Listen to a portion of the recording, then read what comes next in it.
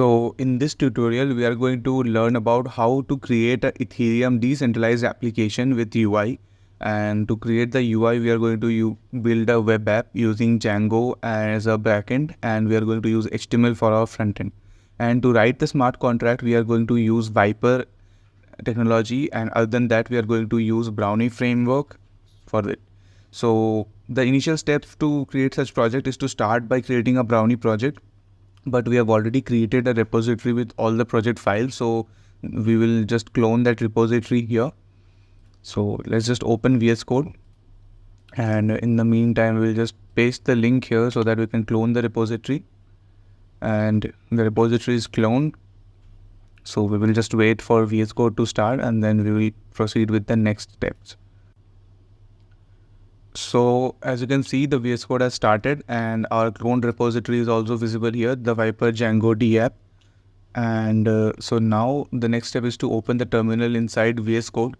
And as you can see, there are three folders: contract, script, and web app. So in the contracts, we have basically the code of our smart contract, which is numberstorage.vy, as it is written in Vyper language. And basically, this is a simple smart contract which has defined two functionality. We can store a number in the blockchain, and to enter the number to store, we have a function known as set number, and to fetch the number from the blockchain and print it, so we have the get number function. So these are the two functionalities that are defined inside our smart contract. So now let's get ahead, and we will just compile our smart contract using this Vyper contract / number storage code. But before that, let's cd into our project directory. And now we'll paste this Vyper contracts / number storage. By this, it will compile the smart contract. And once it is compiled, it is converted into this bytecode. And now we will fetch the ABI for this contract. So ABI stands for Application Binary Interface, and it is basically a JSON file that describes the functions and the data of the smart contract. And this JSON is used by the web applications or mobile applications which are interacting with the smart contract. So you, as the name suggests, it is the interface between the smart contract and your application. So we'll just generate the ABI code here, and we hit enter. So this is the ABI code, and we are going to need it further. So for now, we are going to start our local Ganache blockchain, and for that we are just opening a new tab in the terminal, and we will just paste out this command that it starts the Ganache local blockchain. And it has started it. As you can see, it started on localhost 8545.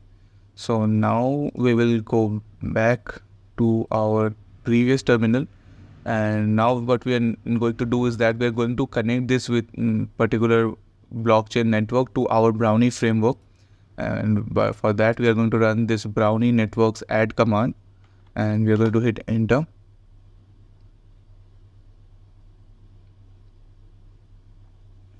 And now we are ready for that. So after this, we are going to deploy our smart contract in our local blockchain. So let's just continue with that. And as you can see, it is running deploy.py, and after that the transaction details is sent. So that means it is deployed. So the number storage is deployed at this particular blockchain address, and we can confirm that from here as well, because the contract created and the address is given here in our terminal for our local blockchain network as well.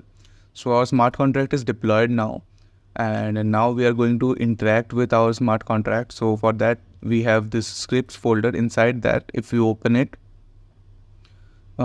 just a minute, it's loading.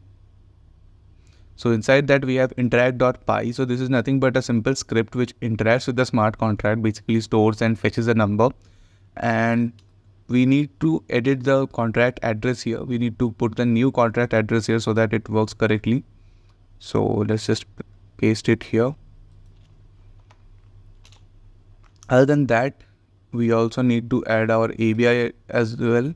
So we'll just copy ABI from here, and here in place of contract ABI, we are going to paste it out.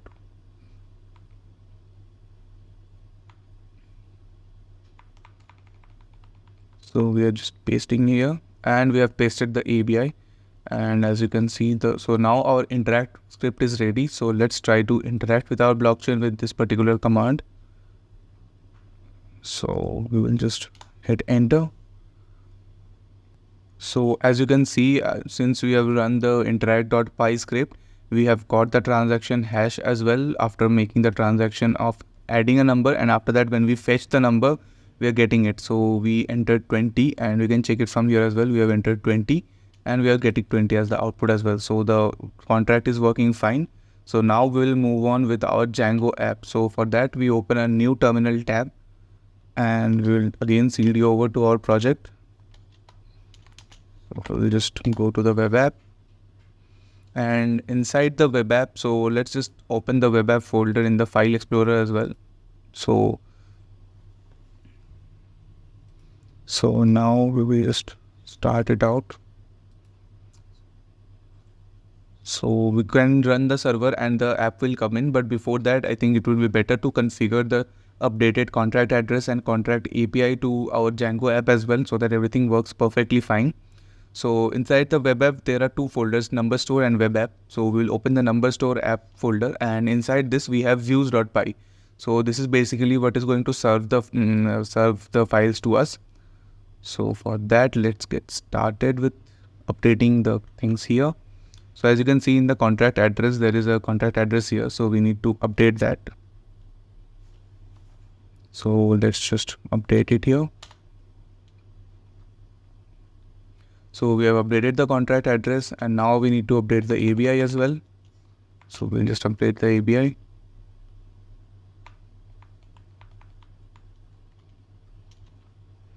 So we have the ABI from here, and we have updated the ABI as well. So now the ABI is updated. So our view function is ready, but we also have the HTML files that are stored inside templates.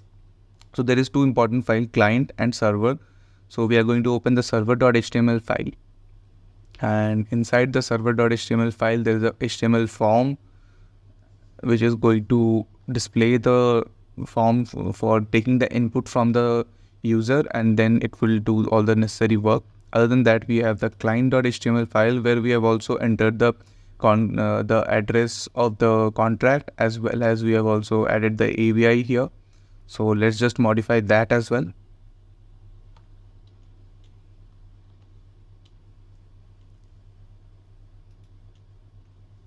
And we'll just after the update is done, we will now run our server so that our Django app starts working fine.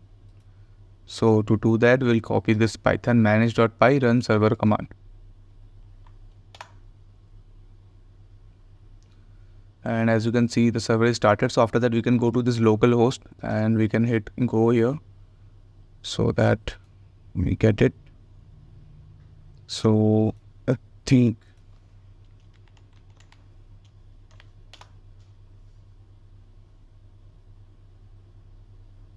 other than that, if it is not working at the moment, we can also go to this development server by just following the link and opening it in the new tab. And as you can see, the app has started. So now we'll go to the server route of the web page. And as you can see, since we are in the server, so everything will be held from backend. We won't need MetaMask here. So what we can do is that we can try to set a number here. Let's say 78. And if I hit submit, in that case, I'm getting a transaction hash as well. And the number is stored and it is updated here. So if I want, I can update it again and I can submit it here. And it's perfectly there. So now we are going to try with the client page. So before doing that, we need to add our local blockchain network to our MetaMask. So if you have already haven't downloaded and installed MetaMask extension, so you can do it from Chrome Web Store. So we'll click on this add network to MetaMask button. And once the button is clicked, we get a pop-up and we need to add our local Lunashe network and we will switch to this network. So once it is done, we can move on to our web page, and it was already in the client page. So we can just try to reload that again. So let's do it, and it is set. So you can see already the number 20 is stored. So now let's try to set the number to 700. So let's just try to store it. And once I store, now you can see it is not getting done in one go. we need to confirm this transaction from our MetaMask wallet. Only then the transaction will take place inside the contract. So once we click confirm, as you can see, it is loaded and the number 700 is stored. So this was the difference between the client side and the server side. So from the server side, if you try to do any transaction or if you try to store a number or fetch a number, it gets done automatically. In the client side, the number is fetched automatically, but if you want to store a new number to it, we need to confirm that from MetaMask wallet.